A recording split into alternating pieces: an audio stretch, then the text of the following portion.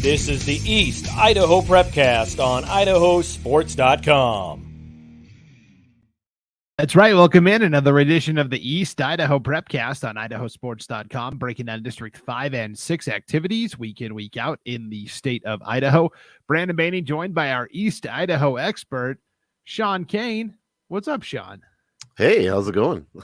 Good. You're getting a lot of texts here in real time. You're like Adam Schefter. You're breaking scoops on the air. Well, I had some notes and I was pulling up those, and then as I was getting notes, I was getting some information that we'll probably touch on a little bit. But yeah, a lot of moving parts. Here's the breaking news: Aaron Rodgers is going to the Jets. You heard it here first. I broke it. Yeah. Look out, Schefter. Sean Kane's coming for your job. Okay. Well, we do have to start the Prepcast this week on a serious note. The biggest story, not just in East Idaho, not just in the state of Idaho, not just in the athletic arena, but to me, one of the biggest stories in news-wise this past week was the tragic fire that broke out at Highland High School. You and I both live not very far from Highland. You live a little closer than I do.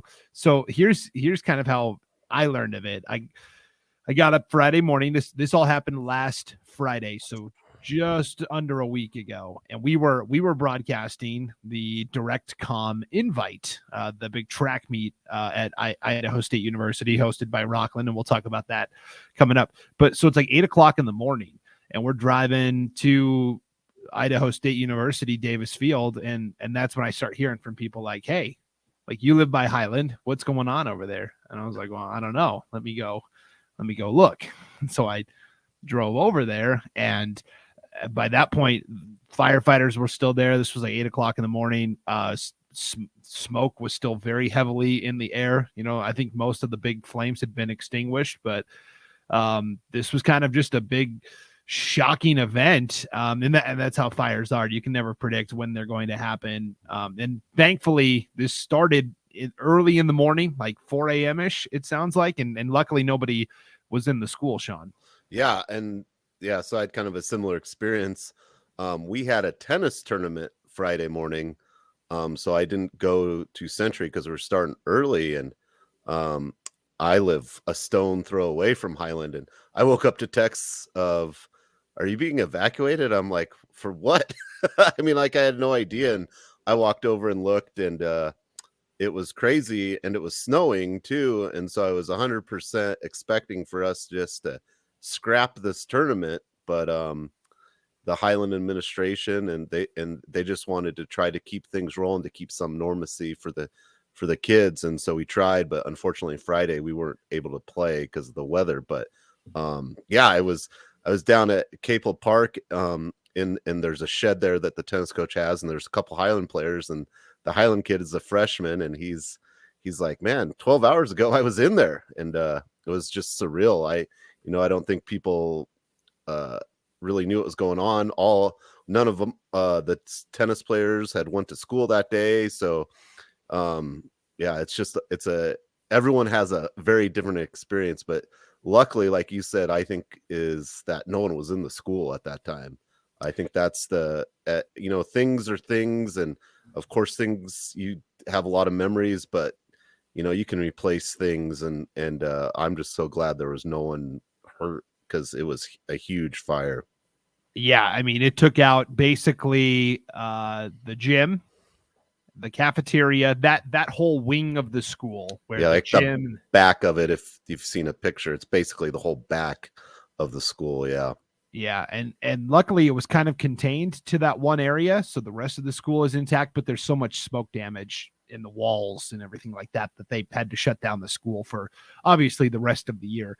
And we'll talk about what they're doing, because it just kind of came about yesterday, and you're getting texts about it this morning as we're recording this on Thursday, April 27th.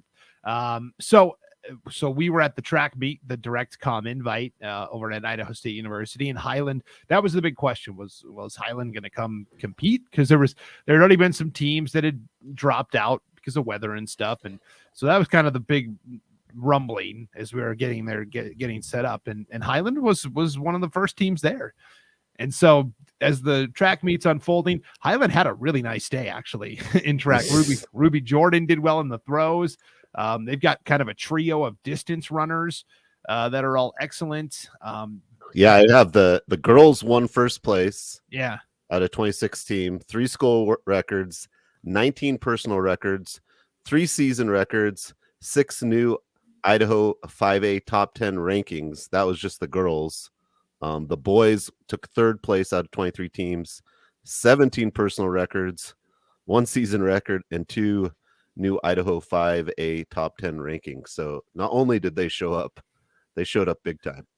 Yes, for sure. And the Rigby boys kind of ran away with the boys competition, and we can talk about that as well. But so as the day's unfolding, Highland is there competing, and so I went up to Camille Long, the head coach at Highland. She's a former Highland sprinter.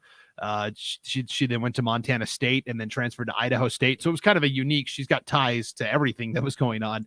And I said, hey, would you do an interview with us? And she's like, yeah, it's been kind of an eventful day. I was like, yeah. And so she was awesome, walked all the way. So Highland's tent was all the way at the other side of the stadium, and that's where she was sitting. And she walked with me all the way across the field over to where our camera was. And so she was awesome, and big thanks to Coach Long for doing that. But as we're talking to her, I said, what was your message to the team? And she's like, basically we said, this is kind of a defining moment where, how are we going to handle this adversity, right? Are we just going to shut it down and not compete today, or are we going to go out and show what Highland Ram athletics is about? And they kind of embraced that and leaned into it and performed exceptionally well, as you said, Sean. Yeah, and that's kind of the message I've been giving players too, is there's going to be days you're going to go and it's going to be awful. You're not going to play good. There's going to be days you're going to go out and you're going to play great. But the things you can do every time is have that effort, competitiveness, and attitude. And just watching all this unfold, the Highland track team totally did that. And their tennis team came back Saturday and also competed very well with, because prom was that weekend for Highland as well, and it's a big deal. I mean, and, where are we going to go to prom? And, their tennis players still went out and competed really, really well Saturday as well. So yeah, you as a coach, those are the things you talk about, the things you can control, that attitude, and you're willing to go out and compete, and whatever happens. But if you bring those things, man, you can do some amazing things. Yeah. So it was pretty incredible to see how Highland came together, and really how the entire Pocatello community rallied around Highland as well. And I asked Coach Long about, her feelings on, losing the cafeteria and the gym. And she said the thing I think she was, most sad about was all of the trophies and all of the Hall of Fame stuff at Highland. Yeah, they have a really cool, they have like the pictures of the people.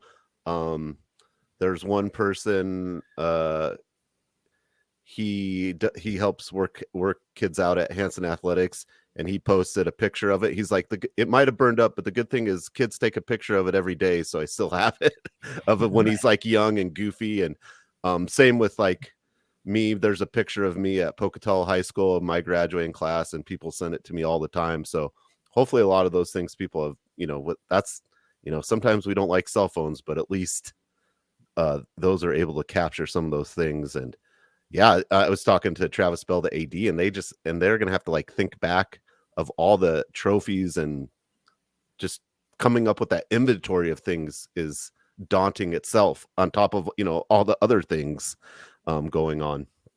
Yeah. I mean, that's lower on the list of priorities. But those things are important, and they mean a lot. And I guess as sports guys, we understand that. Some people are like, well, that's, who cares? And but people worked hard, and there's a lot of memories there. And if that's something you can rally around and find some common ground to work together, that's a great avenue too. But yeah, there's so many things. Yes. And then, one last point on this. We always like to not joke about, but we marvel at the fact that the Highland cheerleading team, which won the national championship this year, they were always practicing in that cafeteria, and that's obviously not there anymore. So that's also kind of sad. Yeah, that's too bad. But I think all the teams, everyone's willing to give space and do things, and they'll find a way to make it work. It doesn't make it easy, but I think Pocatello as a community is definitely finding ways to make things work, to help everyone out. And I like it. I've always said, it's as Pocatello, we should focus on having 3 great high schools. Why do we pinpoint one something or other? If, we come to a community and go, yeah, all 3 should be great. And that's kind of what you're seeing right now. And I think that's a great point. Yeah, the Pocatello baseball team, kind of in a move of solidarity, wore 1 black sock to represent Highland, right? Their colors are black and red. So that was a cool tribute by Coach Vinny Benavidez and the Pocatello baseball team. And I mean, there's just story after story of the community rallying together. But now the big question is, okay, well, what do the students at Highland do for the rest of the year? They were basically told last week, like, hey, obviously you're not coming back to school this year. We're going to do remote learning for the rest of the year. And that's really, I think a lot of parents said, I don't want to do that again. I really don't want. So this kind of came about yesterday, and you're kind of hearing it this morning. They are going to share Century High School for the rest of the year. Highland and Century are both going to be under the same building. Yeah. They had 3 or 4 options. They brought to the school board last night, and they went with the option of Century is going to be in school Monday, Wednesday, Friday, and then Highland's going to use the building Tuesday, Thursday, and then there's some other places they're using for extra help for students. And they're meeting about it today, and I'm going to Boise today, so I'm usually I'm in the know, but I'm getting stuff as it goes here. And it's unreal. I guess the options, the best way I got it is Century. It was easier to bus everyone to Century and keep the busing the same, and the parking is much better at Century for way more kids. What's Highland, 1,600 kids, and Century's 1,100 kids. But that the parking and busing, and I'm just learning more details of things of what's going to happen. But yeah, I mean, I don't know. You just, there's so many different ways to look at it. I think no one wants online learning. I guess the good news in my mind is that we're like 4 or 5 weeks. I think you can do anything, make anything work for 4 or 5 weeks, but the long-term issues are what's lingering. AP testing starts next week. So all the kids going for their AP test at Highland and Century, that's an intense thing. It's hard not to go to class because they do a lot of practice tests and things. So AP testing is in the forefront of people's minds because that results in college credits and things like that. There's so many different things to think about. I'm a special education teacher, and in person is way better for my demographic. So yeah, we'll make it work. I mean, I don't know if maybe someone will be in my room Monday. I don't know. I'll just show up. That'd be I'll make it work. Yeah, it's just it's and to do online learning, right? A teacher needs a computer to do stuff, and yeah, it's crazy. It's crazy. I'm trying to wrap my head around how I'm going to do some things, but we'll make it work. We'll make it work. I'm glad the students will get some in-person education, and as we all know, that's the best avenue. And again, I hope I have to get on my soapbox like you do sometimes, Brandon. But I hope that people understand how important teachers are. I feel like COVID, we kind of got an idea of how important it was, but then we've kind of still, but there's there are a lot of statistics saying there's like 50% of teachers are leaving the profession and only gaining like 6% new teachers. And so, if you know a teacher, tell them thank you. And teacher appreciation week is coming up. And, my soapbox is, we got to treat teachers just like doctors. or, well, I don't know, maybe some people don't like doctors, but you know what I mean, in that professional manner. So they want to stay. And yeah, everyone's got a teacher that's made a difference. And if you want that to keep happening, we've got to keep them on that pedestal. Personal soapbox. I think what you were trying to say there is that teachers should be paid like doctors. It would help. Yeah, it definitely would. It would help. For sure. And yeah, I think a lot of coaches are teachers as well. You're right. And we talk about it all the time, this coaching turnover. There's just burnout, and it's happening in the teaching ranks as well. Unfortunately, I think it's become a political lightning rod a little bit, teaching, where you see kind of national stories about, I can't believe they're teaching our kids this. And it's, it's in these big cities that are not, that's not the reality here in Idaho. Like, and it's not the reality overall. It's like when people say like, oh, all cops are killers. Like, okay. Is there like 5 to 10% of the profession that's bad? Yes. And it's the same for teachers, right? There's bad teachers out there. But the 90% is good. And you can't just paint it all with a broad brush. No. And yeah, that's the thing. Like, you might not remember the Bill of Rights from high school, but maybe you remember how to go and talk to someone and figure it out. And there's a lot of soft skills that teachers provide, I think, kids, that they need when they go to college, right? Sometimes all the facts and dates and equations aren't what important. It's just kind of learning how to be a productive person in the community and at school. And that's what I think school provides, and kind of gets lost in all that. Oh, we're teaching this or whatever. Teachers teach a lot more than just those things on a day-to-day basis. Yeah.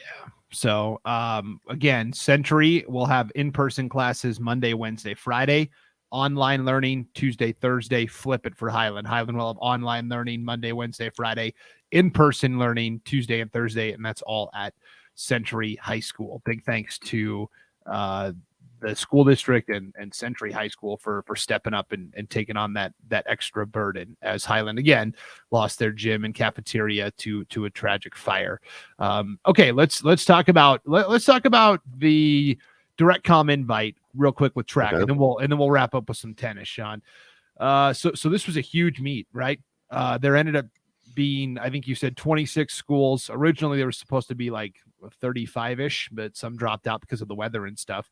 Rockland hosts this every year. It used to be at American Falls, and then the last couple of years they've held it at Davis Field on the campus of Idaho State University. What a beautiful facility. And for the most part, the weather wasn't horrible. Like, could it have been sunny and nice? Yes, but it wasn't that bad. And it was a really fun day of competition overall. Yeah, I mean, it was nice for track. Yeah, right. It wasn't great for tennis, but it looks like it had 26 total teams, and East Idaho did very well. Yes. So the Highland girls won with 112 points. Rigby took second, 77 3/4. Rigby won the boys with 155. They really ran away with it, 155.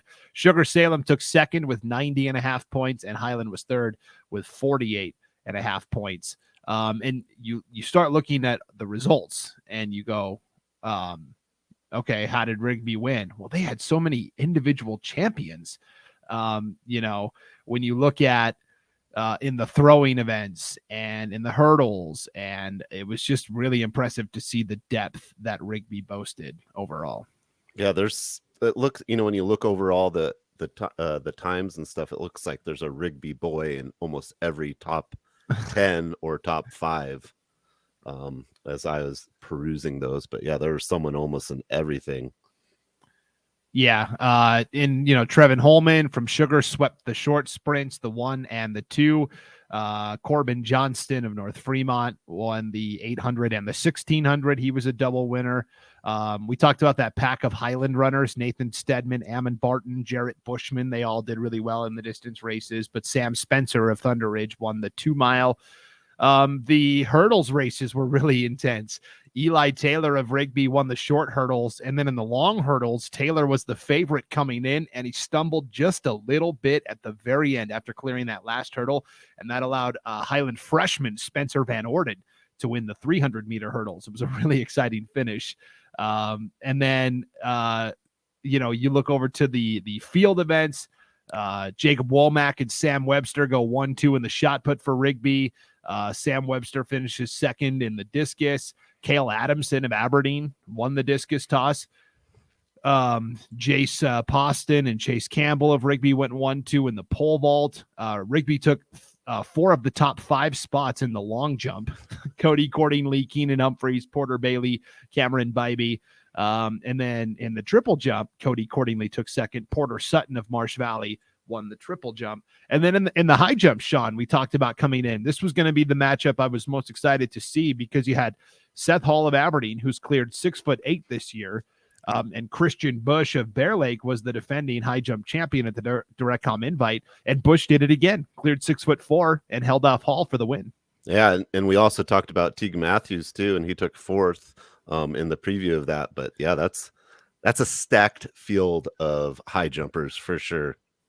Yeah. And then on the girls' side, it was a little more spread out.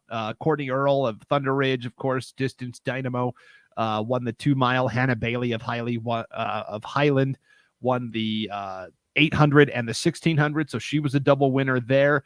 Yannetti Garbett of Soda, so fast, ran the 400 really well and got a win there. Matea Mangum of Century, double winner in the 200 and the high jump, I believe. And then Abby Hancock of Rigby was a double winner as well on the 100 and the long jump. And Abby Scott of Rigby, of course, dominated in the pole vault. So, yeah, just good competition. Abby Scott and Abby Hancock of Rigby are very tough. They're always at the top of those lists. Yeah, for sure. And then they had some fun with it too. They did, of course, the 4x1 throwers relay, Sean. And last year it was just kind of okay, here's our throwers and we're going to run. This year they really got into it. And maybe this is how they've done it in the past. But like there was guys wearing costumes and like, oh, wow. All I remember is a couple of years ago, Titan Fleshman did it. and they got video of it and it was funny.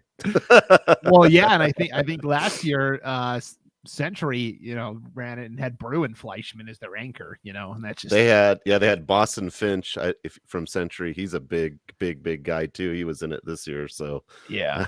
But there was like guys dressed up in costumes, like Snake River came out and they all had unicorn horns and, kind of pink on. And, one guy was dressed as a Twinkie. One guy had the little donut on a string in front of him. So he's, chasing the donut. And then you could also choose what you wanted. You didn't have to use a traditional baton, the relay baton. Oh, okay. So like Snake River was running and they had this giant piñata that they were handing off to each other. This like round piñata. And then the last guy finishes the race and he snaps it over his head. So that was pretty interesting to watch. And then the winner of each heat got a box of donuts from Amazing Glazed Donuts. That's a local company in Pocatello. They make their donuts out of potatoes. So they're good. They're good. They're legit. And so, yeah, it was funny watching each thrower's relay, win and get the box of donuts and they return to their team like a conquering hero. And anyways, it was a lot of fun. And so that was fun to see. But good competition across the board. And now everyone kind of splitting off and doing different things this week in track and field. But friendly reminder, I will get it up today, maybe tomorrow morning. My Thursday's loaded with podcasts. Excited to move some stuff around yesterday. But Tracking the Field, our state track and field projections coming on IdahoSports.com. All right, Sean, let's wrap up with tennis. How was the Gate City Invite last week? Friday was kind of a wash, but Saturday? Yeah, Friday was a wash. Saturday, we got 214 matches played. Wow. In one day.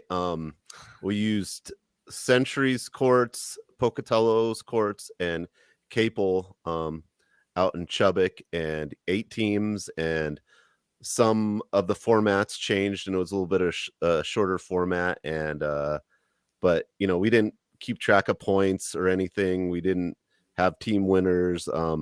Braden Johnson from Highland won. He's a freshman. He won the boys singles. That would probably be the biggest kind of thing to keep your eye on. But really it was just due to the weather and stuff, we wanted to get the kids as many matches as we could, and we did it. I mean, 214 matches. Ron Osborne, the head coach of Highland, did a great job running the tournament, and my assistant coaches ran Century, and they actually got the most through and got to play a little longer format. So, but yeah, no, I was just glad we got a bunch of matches in. It was not warm by any means, but it was really good. It was nice job, and it was all East Idaho teams there, and everyone got to compete. And I think it was nice just that be out doing something on a Saturday and not worrying about what had happened on Friday for a lot of people. It affects so many people, the fire at Highland.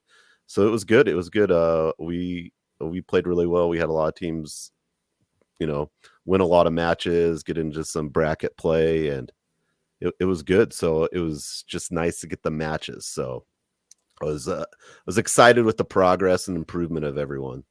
Yeah, that's all you can ask for at this point, for sure. And now you are headed, like, literally, we got to wrap this up because you got to get on a bus and go to Boise for the Capital Classic. Break down the field for us, and okay, for those that may not know. So it's 32 teams. So a lot of teams from Boise, but out of East Idaho, we have Bonneville, Century, of course, Hillcrest, Idaho Falls, Madison, Skyline, Thunder Ridge. Those would be the teams out of East Idaho. And then you have pretty much all the 5A Boise schools. You have one Oregon team, I think, too. And yeah, but it's 3A, 4A, 5A. It's a bunch of teams. We'll start playing that Friday morning and then Saturday. And we haven't been for a few years because of COVID, and they shortened it, and then it was only Boise, and then now it's kind of opened back up. I think the last time we played it was 36 teams. So it's 12 sites across Boise. It's a ton of matches. It's the best competition. At one point, it was the biggest tennis tournament in the Northwest, I think, period. Yeah, ran by Capital High School, and it's fun. It's a long couple days, but it's a lot of matches, and you get to see where you're at that point. If you're trying to win a state championship and you can win Capital in your individual thing, you're in good shape. So it's definitely a measuring stick for all these teams, 5A, 4A, 3A. So it'll just be phenomenal competition, and the weather looks amazing. Yeah. Are there certain teams or individuals that are kind of, I have the Treasure Valley Prepcast coming up next, Sean, and so I want to sound smart and informed. Can you give me some teams and athletes? Oh yeah, well, you got overall? Well, like Boise High has they just have a ton of players. There's Luke. Oh man, he's got a weird last name, so I apologize. I wasn't prepped on this, but there's Luke from Boise. He's one of the better singles players. He'll be really tough. I think, Thunder Ridge. I want to talk Thunder Ridge girls doubles. They took second in state in 5A last year, and they come back this year. So that will be a big team, I think, for East Idaho to keep an eye on. Yeah. So, and honestly, that we had a lot of changeover from last year. There was a lot of seniors overall in the state of Idaho in tennis. So we've got a lot of new teams. We got a lot of new pairings. But I think Boise is probably one of the all around best teams. Rocky Mountain's got some good players. There's a ton. For 4A, you've got Bishop Kelly is really phenomenal. They've got a freshman girl playing now that's new, and I don't know a ton about her, but she's been beating a lot of people, right? Bishop Kelly, another freshman, phenomenal tennis player. Yeah, shocking. Thanks, John. John Armstrong's the head coach. He's a buddy of mine. It's been been playing against him for a long time now, but we talk all the time. And I mean, his only downfall is he's a Tom Brady fan, but we won't get into that. So yeah, there'll just be a ton of action. There's Olson from Berkeley Olson from Hillcrest. If she plays singles, that'll be interesting to see where she goes. She's been doing a little. I've heard a couple things of what she might play. She played singles at East Idaho, and she won the number one singles there. So Berkeley Olson from Hillcrest will be someone to keep your eye out of East Idaho. Wood River is the 4A boys defending champions, and they bring back a lot of people. So they'll have probably they'll have a strong boys team there up as well. So is Gus Sabina still playing for Wood River? Correct. He played doubles last year, and him and his partner took second. The year before, he played singles, and both my assistant coaches beat him in singles the year before. It's kind of funny. One's from Century and one's from Blackfoot, and they're my assistant coaches this year. Former players. These weren't like adults playing. No, former players. Yeah. And had beaten him, and now he's playing singles again. So Wood River has two good singles players. Yeah, but Gus Sabina's back. I feel like he's been there for 10 years. That's why I asked. It does kind of feel like that. And was there one year he might have been injured and didn't play the whole year? I can't remember, but yeah, he'll be there.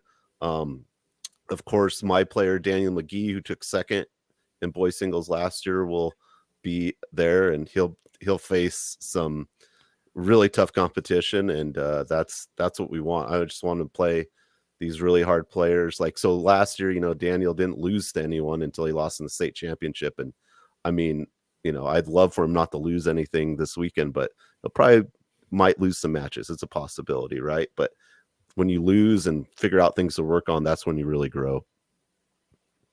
Yeah, for sure. I thought you were going to talk longer, so I took a drink of water and then you stopped. I could talk forever about tennis. But we just want to get up and play, and I think all the other teams do too. And like for the East Idaho invite this weekend, in the coaches meetings, everyone just wants to play. Everyone's just really working really well together. And so I think, as bad as the weather is, it's brought everyone together. Yes. I think in a more positive of light to try to get things done and work. And so I like that aspect of it. Funny story. We were in the coaches meeting deciding what we're going to do Friday. And and we talked about this turnover. There was, I think, me, Larry Duque from Madison, who's coached, I don't know, forever. And then Ron, I've only coached not too many more years than Ron Osborne. And then he had all the new coaches. And he's at Highland. He's at Highland. And he had all these new coaches, and they were giving all these ideas and, brainstorming, and they came up with an idea, and I just like this. And Ron Osborne's like, yeah, I didn't say anything in the meeting. He's like, yeah, but I looked over at you every time someone said something, because I just go, no. But yeah, it's kind of funny when you've done it as long as I have. Like I don't even say anything. I'm just there to play the matches and try to get the kids some opportunities. But everyone really worked well together. So big congratulations to all those coaches from Southeast Idaho. Yeah, for sure. It's going to be fun to see our East Idaho athletes go over and compete against the big bad Boise schools in the capital city classic. I will say this: in 2015, Century won Capital as a team overall. No 4A team has ever done it before, so they don't really like it when I come. I have no grand illusions of winning this year, but we've always been in the top 10 or somewhere around there out of 32 teams. So I'd like to try to get in the top 10 would be my goal. If we don't, whatever, we haven't done that. So I'm used to taking a group of kids that have done this before for like years. Right. Yeah. And so I didn't even think about it. I'm like, they should just know what we're doing. Right. And I've got a team that's never been there. So it's a learning process, and you have to go back and, tell the kids and parents things that I just assume they should already know, but they don't. So that's a caveat too, is it's our first time as this team. So I'm excited for them to kind of learn how this is, and it builds a lot of excitement for the upcoming years too. Yeah, it's what makes coaching fun, right? The new challenge that comes along with it. And yeah, you're the fly in the ointment for all those Boise schools for sure. Yeah. I got a good story about that too. They I'll tell it. Whatever. What are they going to fire me? That year we won it. We're at Bishop Kelly, and they're adding up all the scores, and it's pretty much over. And I think they knew that we had won, and they packed up all their stuff, and the matches weren't even over. Like championship matches weren't even over, and the desk packed up all their stuff and left. A little salty. They wouldn't give us the trophy, and so I didn't get the trophy until we went to the coaches meeting for state, and they left it at. They didn't give it to me or anything. They left it like on the desk at the IHSSA, They're like, and the lady Amanda Quinn, who's the secretary there for a long time, she's like, "Oh, Sean, this is for you." And then I came into the meeting late and went and sat in the front with it. So. Yeah, they might have been a tick salty about you coming over and winning, and that's funny, but it's all a mood point. But it's a funny story. Yeah, for sure. Well, good luck to all of our tennis athletes and teams that are going over to compete in the Capital Classic. Good luck to all of our spring sports athletes as well: baseball, softball, golf, track and field. We will be back again next week to hopefully talk about just sports and not, tragic. Please. Events and things like that. But until then, thanks for tuning into the East Idaho Prepcast, everybody. For Sean Kane, I'm Brandon Baney. We'll see you next time on IdahoSports.com.